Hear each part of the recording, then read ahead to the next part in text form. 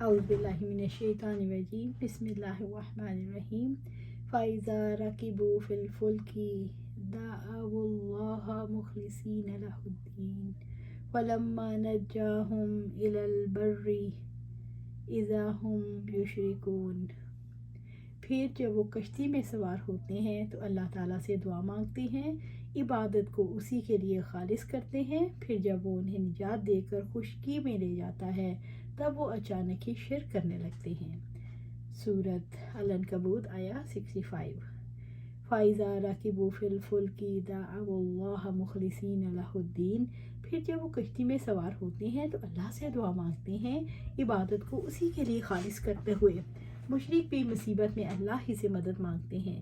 جب کسی کی کشتی بھنور میں پھنس جائے تو صرف اللہ سے مدد مانگتے ہیں۔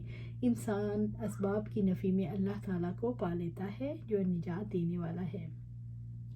فَلَمَّا نَجَّاهُمْ إِلَى الْبَرِّ إِذَا هُمْ يُشْرِكُونَ۔ پھر جب وہ ان کو نجات دے کر خشکی کی طرف لے جاتا ہے تب وہ شرک کرتے ہیں۔ جب اللہ تعالیٰ غرق ہونے سے بچا کر خشکی پر لے آتے ہیں تو شرک کرنے لگتے ہیں۔ مصیبت میں اسباب کی نفی میں انسان رب کو پہچان جاتا ہے۔ جب حالات نارمل ہوتے ہیں تو انسان اپنے آپ کو بے نیاز سمجھتا ہے، کسی کے آگے جواب دہ نہیں سمجھتا اور شرک کرتا ہے۔ سعد بن ابی وقاص رضی اللہ تعالیٰ عنہ بیان کرتے ہیں کہ فتح مکہ کے موقع پر سوائے 4 مردوں اور 2 عورتوں کے اللہ تعالیٰ کے رسول صلی اللہ علیہ وسلم نے سب کے لیے امن کا اعلان کر دیا اور فرمایا فلاں لوگ چاہے کعبے کے پردوں کے ساتھ بھی چمٹے ہوئے ہوں تب بھی ان کو قتل کر دو۔ وہ لوگ عبداللہ بن قتل، مقیس بن سبابہ، اکرمہ بن ابی جہل اور عبداللہ بن سعد بن ابی سرح تھے۔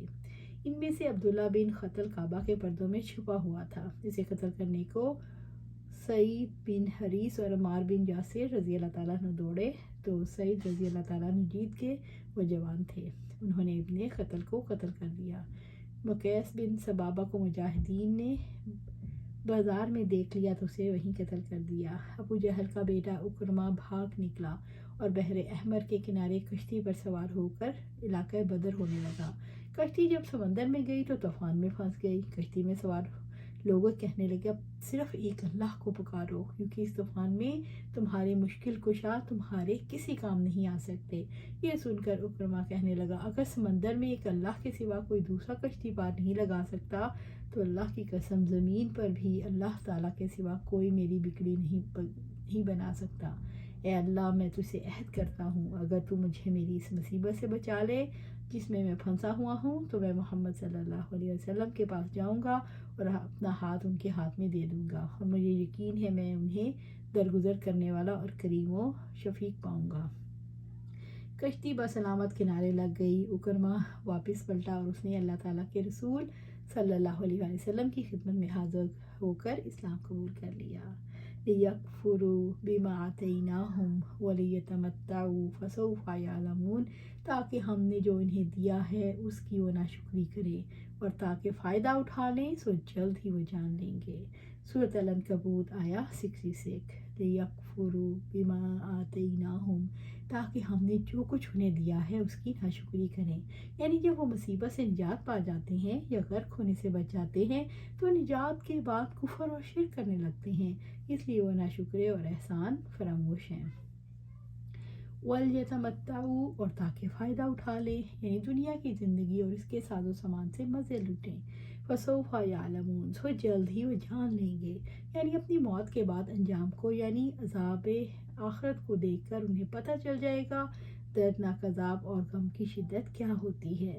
أَوَلَمْ يَرَوْا أَنَّا جَعَلْنَا حَرَمًا آمِنًا وَيُتَخَطَّفُ النَّاسُ مِنْ حَوْلِهِمْ أَفَبِالْبَاطِلِ يُؤْمِنُونَ وَبِنِعْمَةِ اللَّهِ يَكْفُرُونَ۔ اور کیا انہوں نے نہیں دیکھا یقیناً ہم نے حرم کو پرامن بنایا ہے حالانکہ لوگ ان کے ارد گرد سے اچک لیے جاتے ہیں، تو کیا وہ باطل پر ایمان لاتے ہیں اور اللہ کی نعمت کی ناشکری کرتے ہیں۔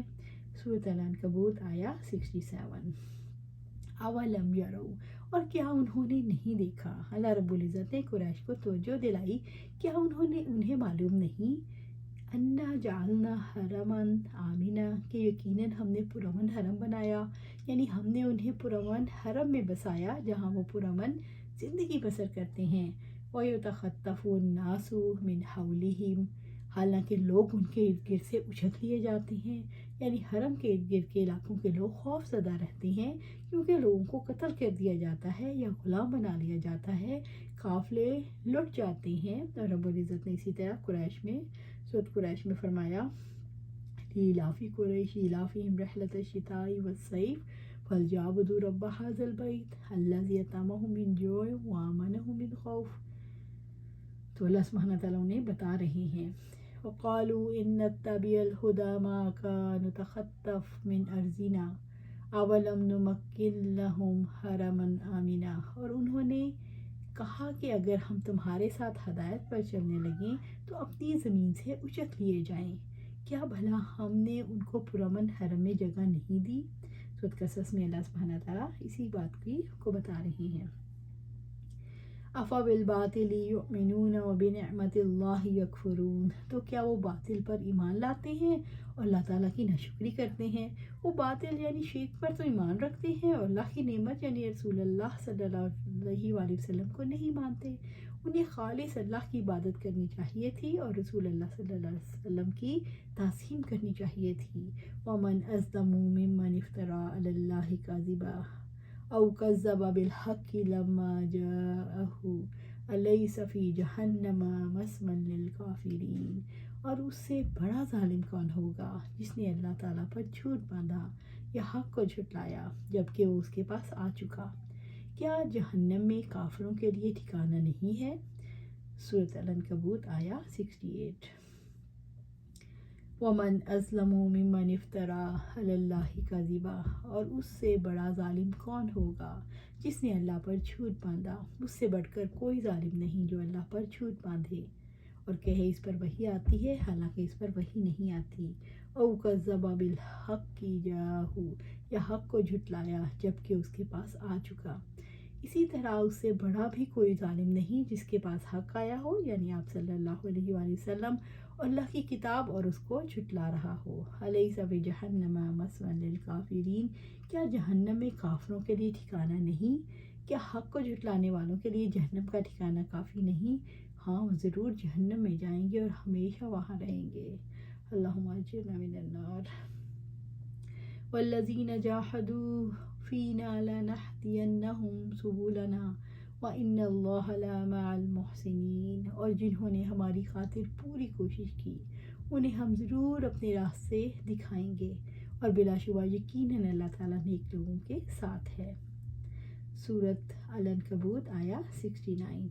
اللہ تعالیٰ کے لیے مشقت اٹھانے والوں کو اپنا راستہ دکھائے گا۔ وَالَّذِينَ جَاهَدُوا فِينَا، اور لوگ ہماری خاطر مشقت اٹھائیں گے جن لوگوں نے نفس، شیطان اور خواہشات اور دین کے دشمنوں کے خلاف بھرپور کوشش کی، یعنی اللہ تعالیٰ کے راستے میں تکلیف اٹھانے والے صحابہ کرام رضی اللہ اجمعین اور قیامت تک رسول اللہ صلی اللہ علیہ وسلم کی سنت پر چلنے والے مسلمان ہیں۔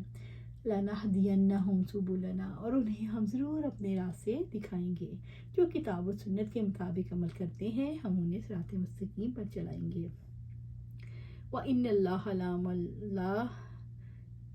اللَّهَ لَمَعَ الْمُحْسِنِينَ، اور یقیناً اللہ تعالیٰ نیک لوگوں کے ساتھ ہے۔ اللہ تعالیٰ کی ہدایت اور نصرت نیک لوگوں کے ساتھ ہے۔ احسان کا مطلب ہے اللہ تعالیٰ کو حاضر اور ناظر جان کر ہر نیکی کے کام کو خلوص سے کرنا۔ اللہ تعالیٰ نیکی کرنے والوں کا ساتھ دیتا ہے اور مواقع دیتا ہے اور مدد فرماتا ہے۔ اس آیت کریمہ سے یہ بھی فائدہ ہوتا ہے کہ جو کوئی اللہ تعالیٰ کے احکام کی احسن طریقے سے تعمیل کرتا ہے اللہ تعالیٰ اس کی مدد فرماتا ہے اور ہدایت کے اسباب کو اس کے لیے جمع کر دیتا ہے۔ اس آیت کریمہ سے یہ بھی ثابت ہوتا ہے جو کوئی شرعی علم کی طلب میں جدوجہد کرتا ہے اسے اپنے مطلوب اور مقصود اور ان امور الہیہ کے حصول میں اللہ تعالیٰ کی معاونت اور رہنمائی حاصل ہوتی ہے، اور جو اس کے مدارک اجتہاد سے باہر ہیں اور امور علم اس کے لیے آسان ہو جاتے ہیں، کیونکہ شرعی علم طلب کرنا جہاد فی سبیل اللہ کے زمرے میں آتا ہے، بلکہ یہ جہاد کی دو اقسام ہیں، ان میں سے جسے صرف خاص لوگ ہی قائم کرتے ہیں، اور وہ ہے منافقین اور کفار کے خلاف قولی اور لسانی جہاد۔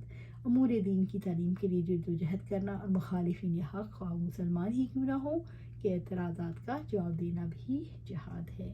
اللہ سبحانہ تعالیٰ سے دعا ہے کہ ہمیں قرآن و سنت کے مطابق عمل کرنے کی توفیق دے اور اس پر جمع دے. آمین یا رب العالمین.